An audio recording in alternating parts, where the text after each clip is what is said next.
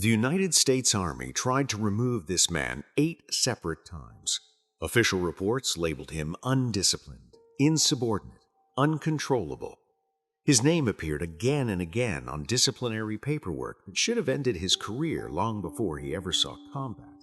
From the Army's point of view, he was a liability, someone who refused to fit into the rigid structure that held military order together. And yet, on one morning in June of 1944, that same man stood in command of just 35 American paratroopers, exhausted beyond measure, starving, dehydrated, surrounded, and facing nearly 700 German soldiers advancing toward them. They had no food left, no clean water, no reinforcements coming. The bridge that represented their only escape route had already been destroyed, ironically, by American aircraft acting on outdated orders. From every logical angle, the situation was hopeless. The German forces had numbers, artillery, supplies, and momentum. The Americans had mud, empty stomachs, and worn rifles. At exactly 7:22 a.m., a German officer approached the American position carrying a white flag. He was not there to surrender. He was there to end what he saw as a pointless delay. Calmly and professionally, he explained the odds. 35 men could not stop a force 20 times their size. Resistance would only cause unnecessary death. Surrender, he said, was the sensible option. From the German perspective, this fight was already over, but the man leading those 35 soldiers was not interested in sensible options. His name was Jake McNiece. He was 25 years old. His hair was cut into a mohawk. White war paint streaked across his face.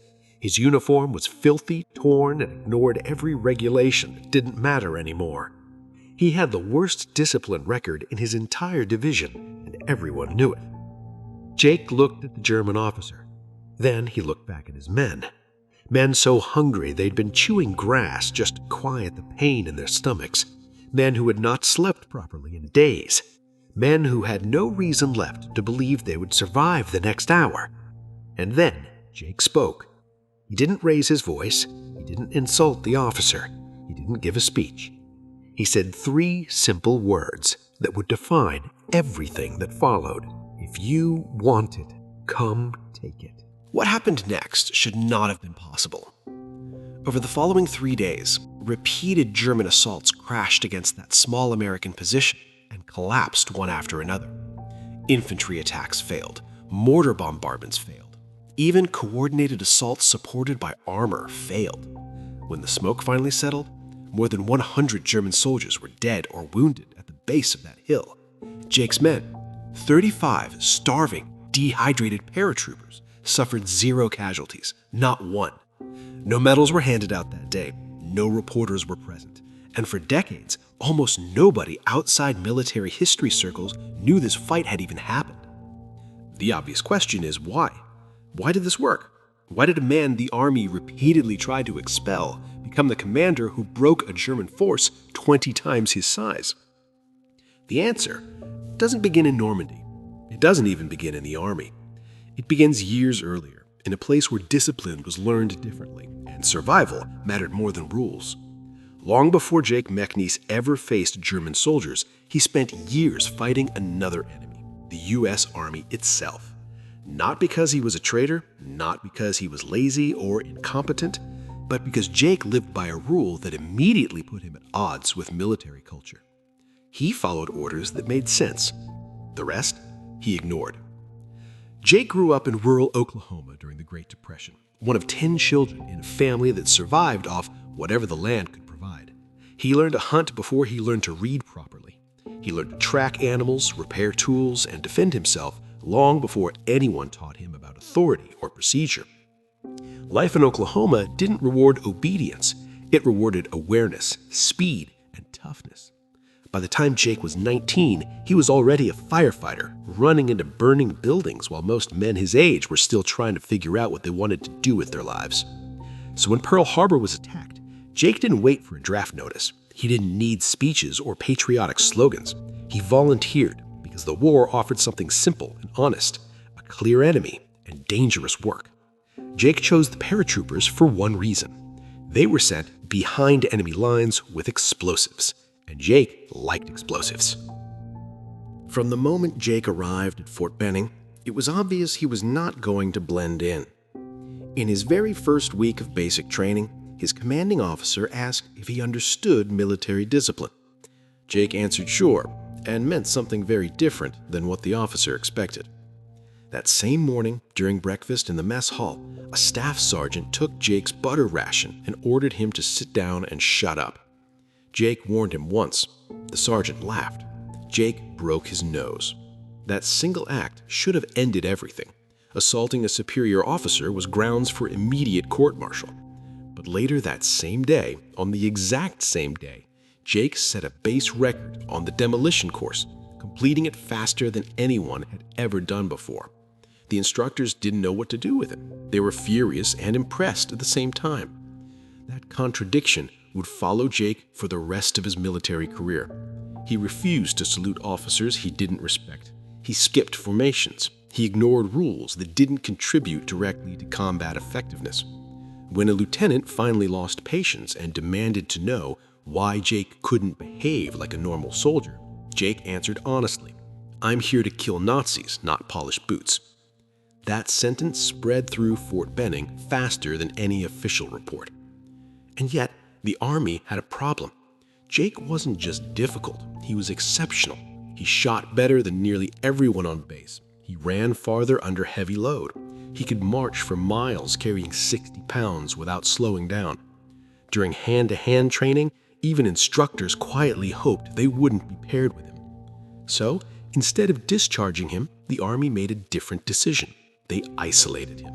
They gave him his own platoon, his own barracks, his own corner of the 101st Airborne, partly to keep his attitude from spreading. And something unexpected happened. Every troublemaker on base began arriving at Jake's door. Fighters, rule breakers, men too talented to waste and too wild to place anywhere else. Without realizing it, the Army was building something it couldn't control. And Jake McNiece was at the center of it. The men the Army sent to Jake McNiece were not accidents. They were problems, documented, repeated, and unresolved. To most officers, they were liabilities that needed to be moved somewhere else before they caused real damage. To Jake, they were raw material. One by one, the rejects arrived. A coal miner from Pennsylvania, built like industrial machinery, who once broke 3 military policemen's noses in a single bar fight. A multilingual runner from New York who spoke English, German, Italian, and French, and ran a quiet black market operation inside the base.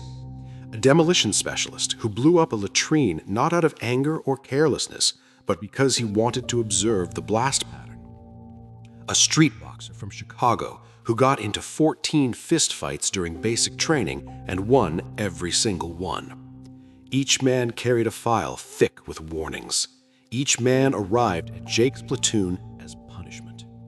Together, they became something else entirely. They called themselves the Filthy 13, not as a joke, but as a fact. They were dirty. They ignored inspections. Their uniforms rarely passed review. Officers avoided their barracks whenever possible. But on the range, on long marches, in hand-to-hand drills, they dominated. Jake didn't train them like soldiers. He trained them like hunters. No parade ground routines, no pointless repetition. They ran farther than anyone else, carried heavier loads, shot until their shoulders ached, sparred until knuckles split. Jake didn't care about rank or formal authority. The only question that mattered was simple. Could you carry your weight when things went bad? If the answer was no, you were gone. There were no speeches, no paperwork. Jake would walk a man to the edge of the field and tell him to find another platoon. Brutal, but effective. The Army hated everything about it, but every test told the same story. Whenever the 101st Airborne ran qualifications, marksmanship, demolitions, and endurance, Jake's platoon finished at the top. Every time. The only category they consistently failed was uniform inspection, and no one in the Filthy 13 cared. What the Army didn't realize yet was that it had accidentally built a unit perfectly designed for chaos, a unit that didn't rely on perfect plans or clean supply lines, a unit that could survive when orders stopped making sense. And that kind of unit was about to be needed very badly. When Jake and his men crossed the Atlantic in early 1944, they stepped into a country drowning in rules. England was rationed to the bone. Meat was scarce, sugar was limited, hunting without permits was illegal, poaching was a serious crime. Jake took one look at British rations, small, pale, barely enough to keep a man standing, and then looked at the countryside. Fields full of deer, rivers thick with fish, forests crawling with rabbits and birds. To Jake, the rules didn't change the reality. His men needed food, so he hunted.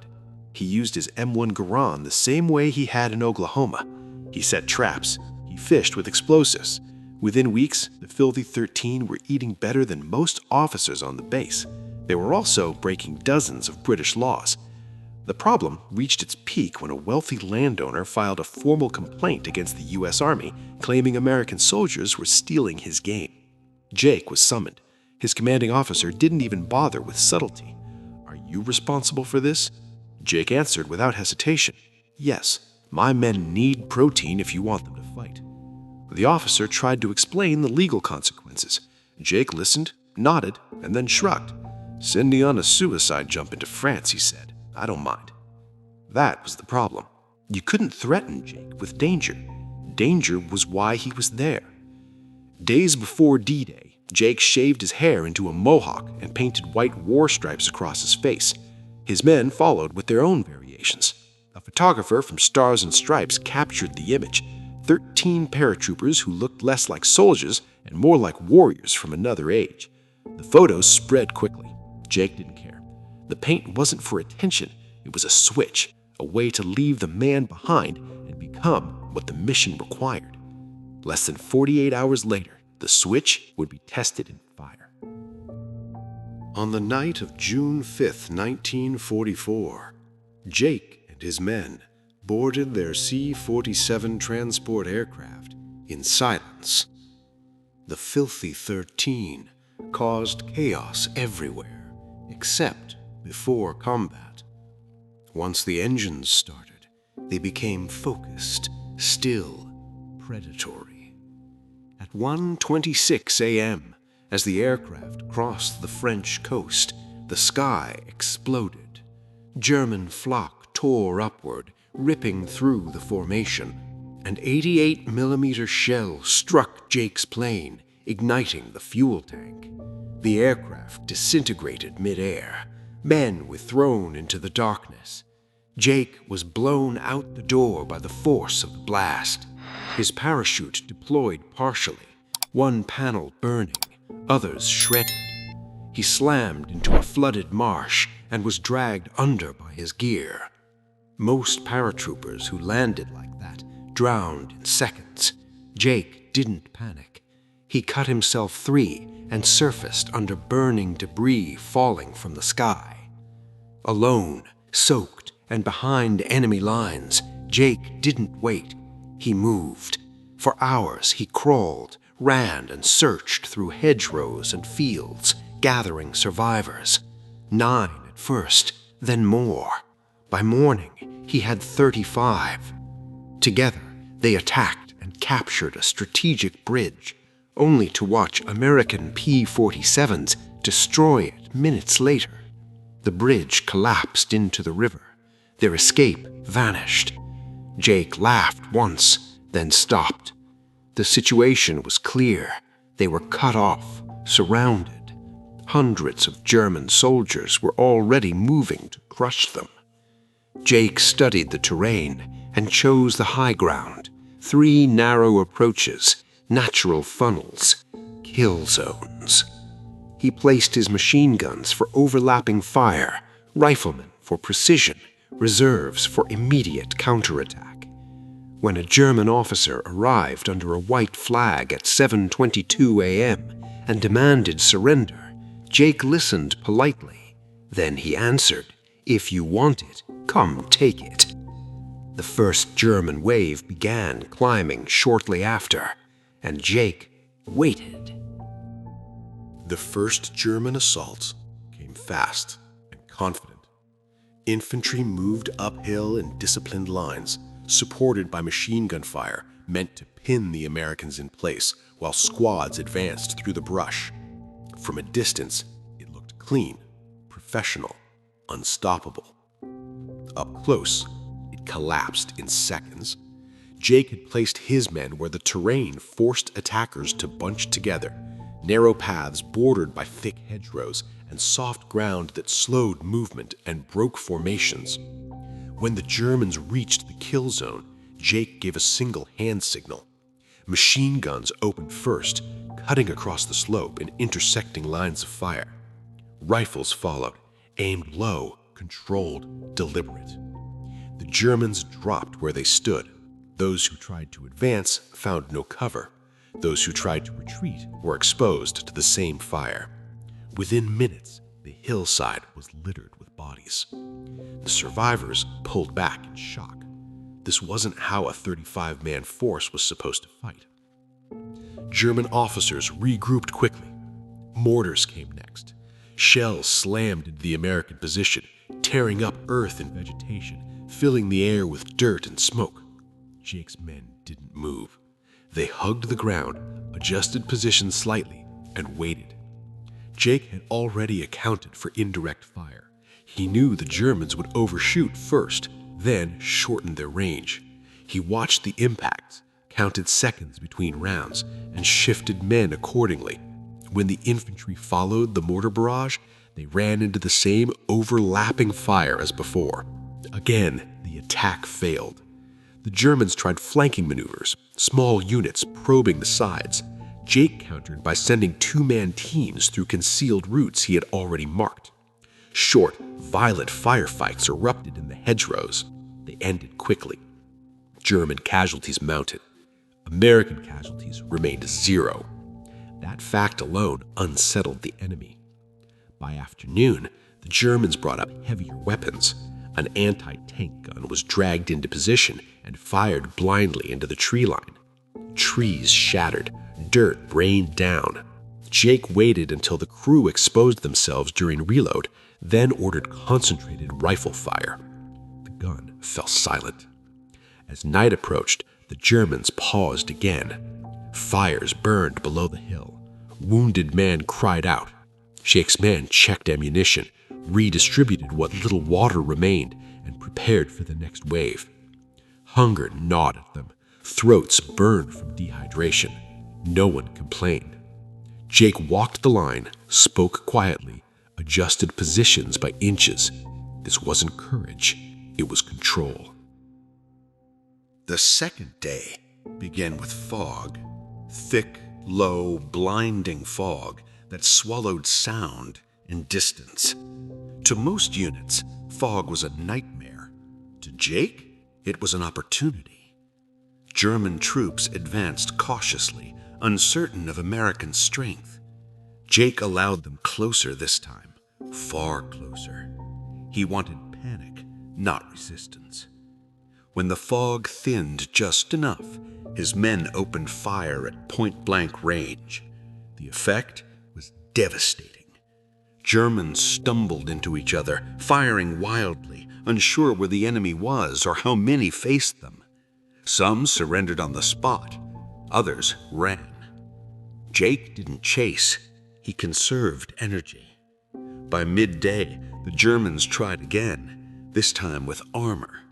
A light tank moved slowly up the approach road, infantry trailing behind it. Jake waited until it entered the narrowest part of the funnel. Then explosives detonated beneath its tracks. The tank lurched, disabled, blocking the road completely. Infantry behind it had nowhere to go. Machine gun fire tore through them.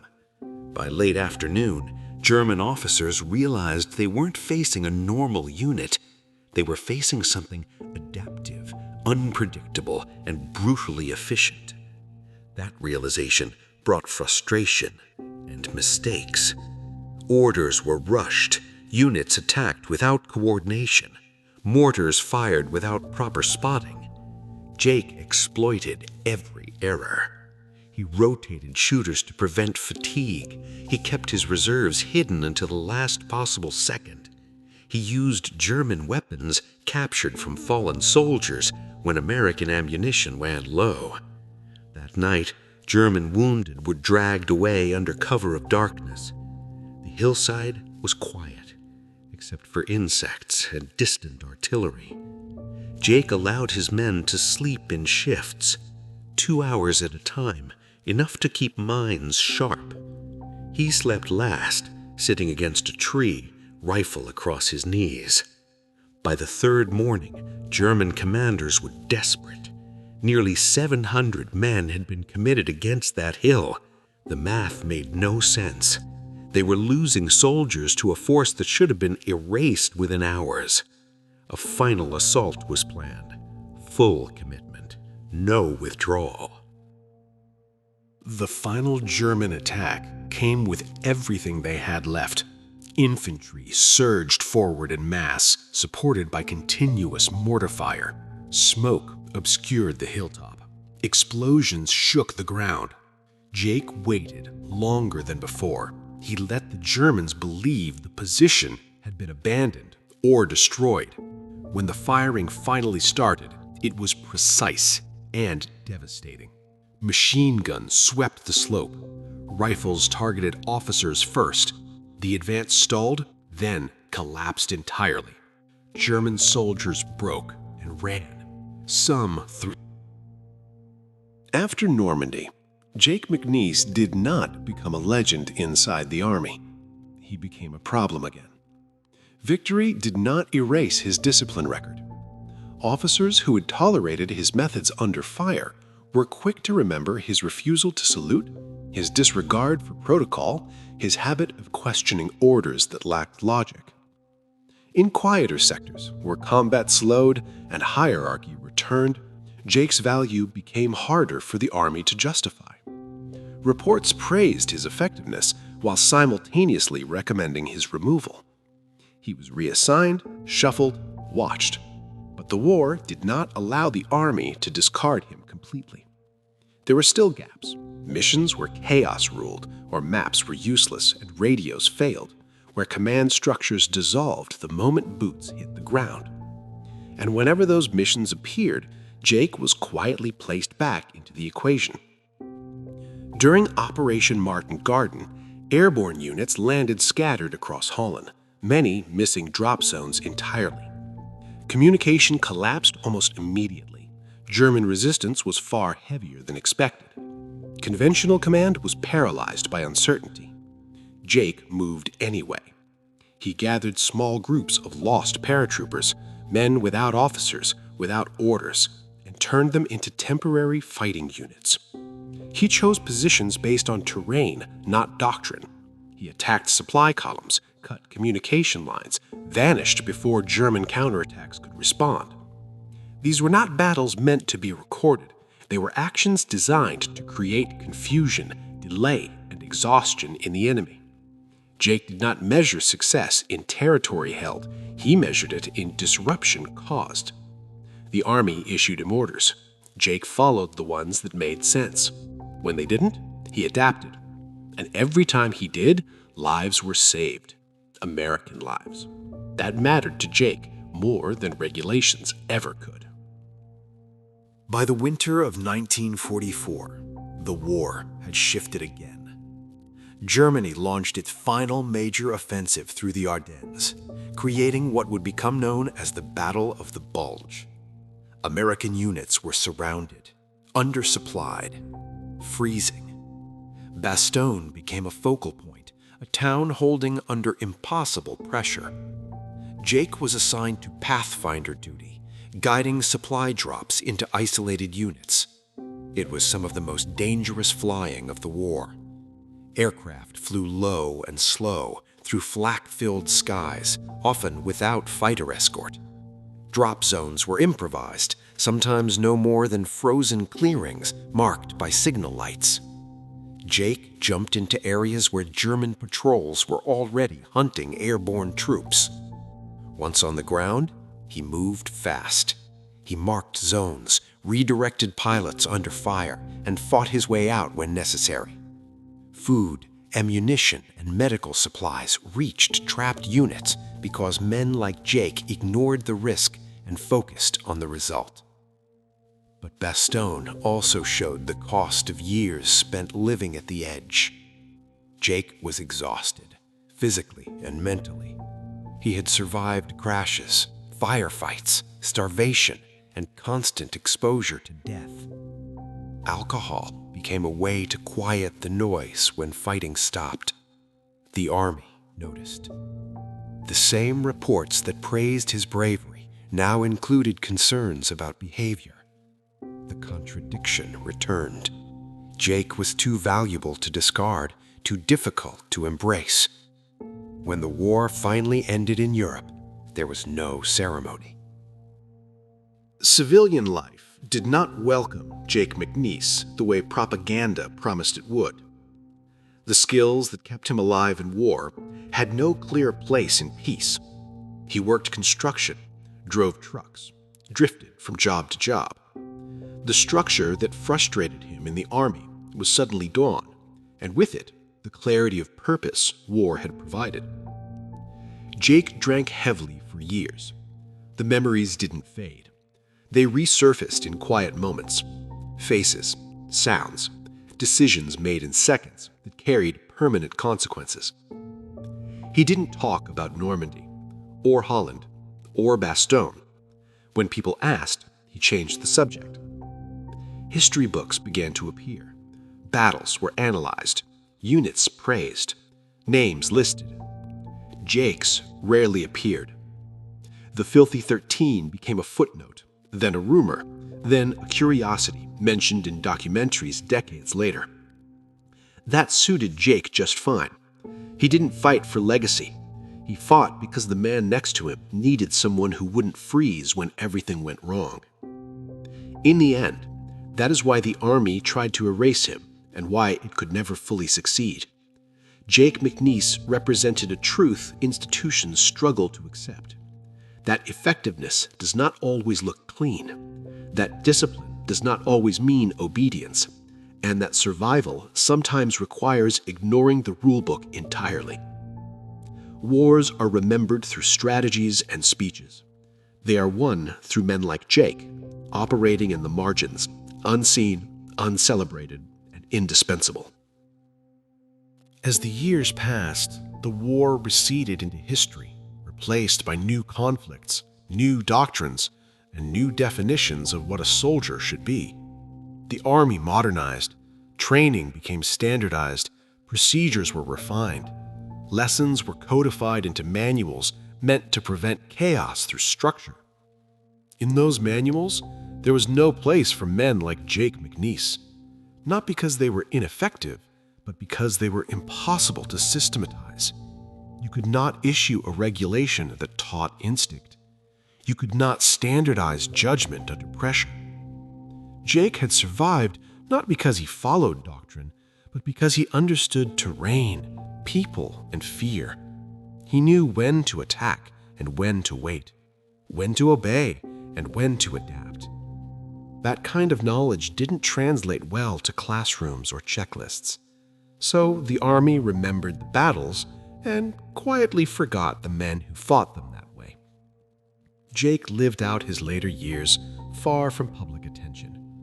When journalists eventually tracked him down decades later, they expected a warrior frozen in time. They found a tired man who spoke slowly, carefully, as if weighing every word. He did not dramatize. He did not embellish.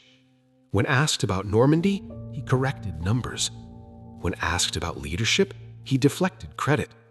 When asked about courage, he shrugged. The war, to Jake, was not a story. It was a series of problems that needed solving, one after another, until there were no more problems left, or no one left to solve them. That mindset had kept him alive. It had also left him disconnected from a world that preferred clean narratives. His story resurfaced not because he demanded recognition, but because history eventually circles back to what it tried to simplify away. And when it did, Jake McNiece was still there, unchanged, unpolished, unresolved. In military history, victory is often attributed to plans, generals, and technology. These are the elements that can be documented, analyzed, and taught. But beneath every successful operation lies a layer that rarely fits into official explanations: the actions of individuals who operated without certainty, without support, and often without permission. Jake McNiece existed in that layer. His presence complicated the narrative because it challenged the idea that effectiveness must look disciplined from the outside. Jake's platoon looked disorganized. Their barracks were a mess. Their uniforms violated regulation. Their behavior unsettled officers. But when systems collapsed, as they always do in war, Jake's methods proved resilient. He built cohesion through trust rather than authority. He enforced standards that mattered and discarded the ones that didn't. His men followed him not because they were ordered to, but because they believed he would keep them alive. That belief was earned repeatedly, under conditions where mistakes were fatal. The Army tried to remove him because institutions prioritize predictability. Jake was unpredictable, not reckless, adaptive. That distinction is difficult to accept in organizations built on hierarchy. Yet history shows that survival often depends on those who think beyond structure when structure fails. Jake McNiece was never meant to represent the ideal soldier. He represented the necessary one, the kind who appears when doctrine breaks down and disappears when order is restored. His legacy is uncomfortable because it suggests that rules are tools, not truths.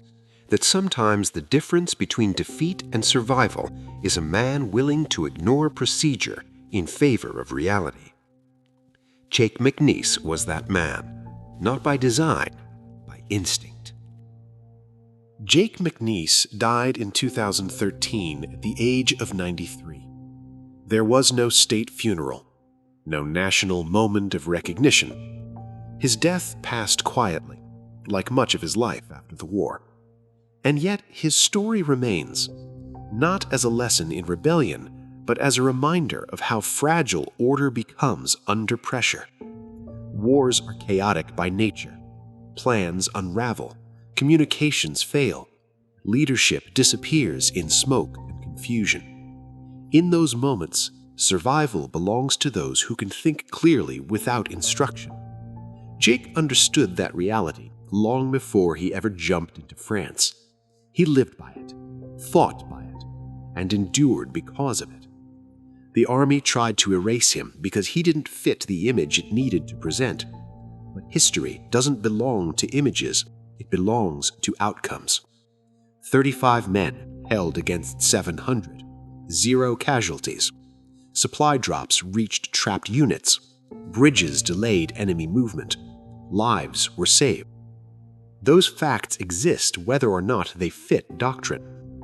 Jake McNiece did not win the war alone. He did something quieter and harder. He proved that effectiveness does not always wear clean lines, that leadership does not always speak in commands, and that sometimes the men who change history are the ones institutions struggle to control. His story does not end with medals or monuments. It ends with a truth that remains uncomfortable and necessary. When everything falls apart, it is not the rule book that survives. It is the people willing to adapt when the rules no longer apply.